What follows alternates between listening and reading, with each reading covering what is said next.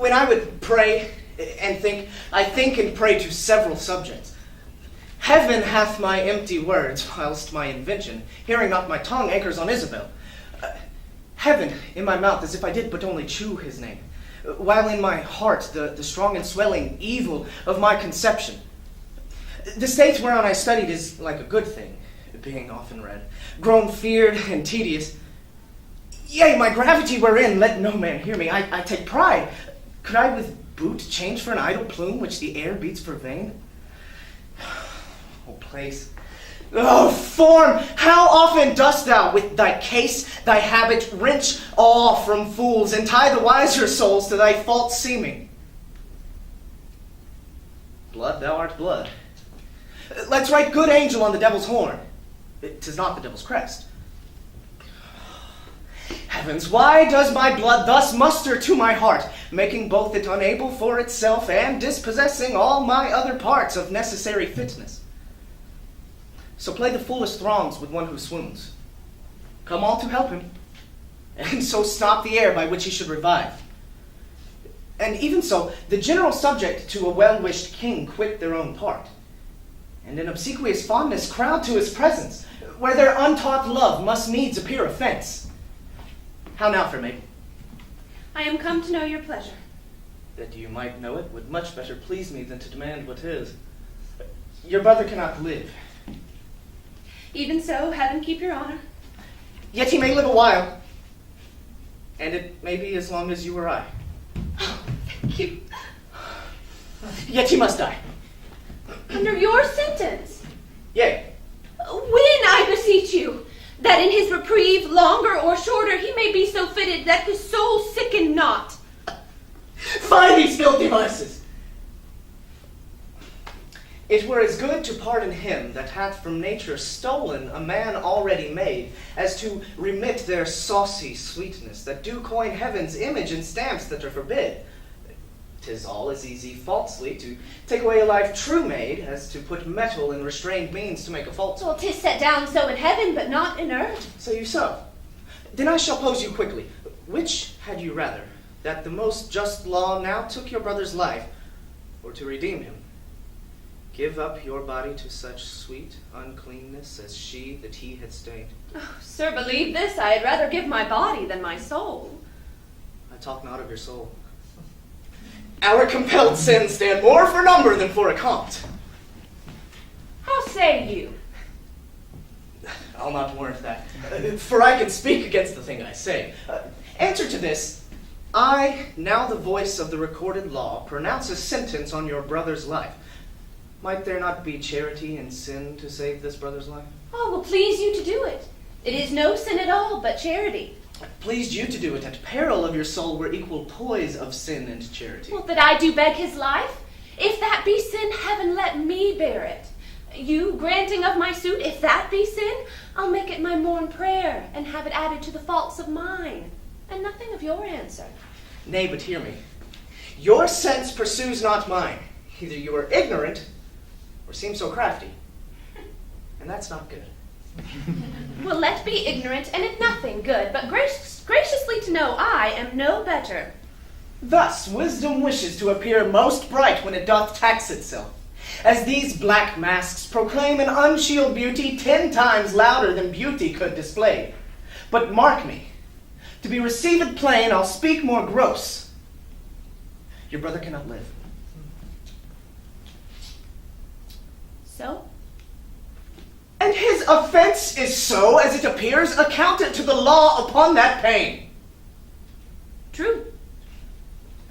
Admit no other way to save this brother's life, as I subscribe not that nor any other, but in the loss of question, that you, his sister, finding yourself desired of such a person whose credit with the judge, or own great place, could fetch your brother from the manacles of the all-building law, and that there were no earthly mean to save him, but that either you must lay down the treasures of your body to this supposed, or else to let him suffer, what would you do? As much for my poor brother as myself.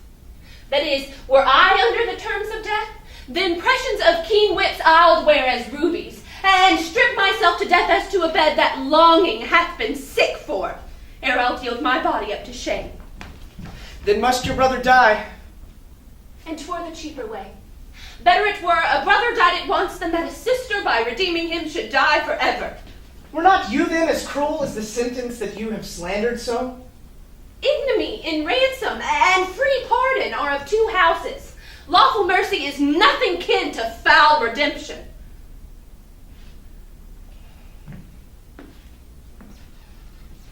We are all frail. Else let my brother die.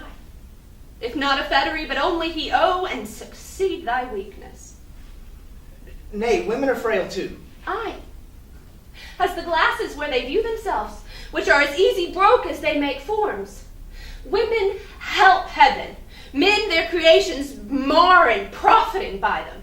Nay, call us 10 times frail, for we are soft as our complexions, and credulous to false prints. I think it well.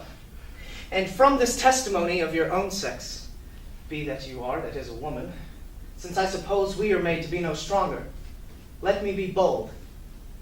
I do arrest your words, be that you are, that is a woman. If you be more, you're none. If you be one, as you are well expressed by all external warrant. Show it now by putting on the destined livery. I have no tongue but one. Gentle, my lord, let me entreat you speak the former language. Plainly conceive I love you. My brother did love Juliet, and you tell me that he shall die for it. He shall not, Isabel, if you give me love. I know your license have a virtue in it, which seems a little fouler than it is to pluck on others. Believe me on mine honor. My words express my purpose. Little honor to be much believed, and most pernicious purpose. Seeming. I will proclaim thee, Angelo. Look for it. Assign me a present pardon for my brother, or with an outstretched throat I'll tell the world aloud what man thou art. Who will believe thee, Isabel?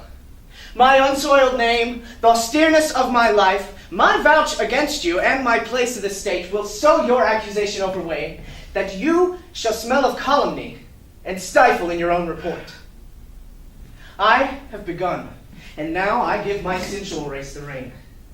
Fit thy consent to my sharp appetite. Lay by all nicety and prolixous blushes that banish what they sue for.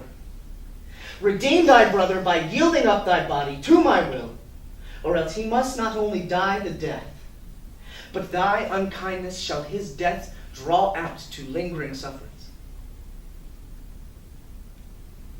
Answer me tomorrow, or by the affection that now guides me most, I'll prove a tyrant to him.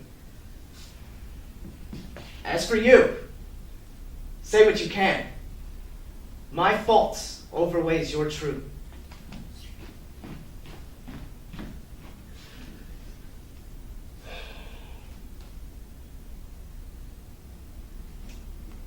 To whom should I complain? Did I tell this, who would believe me?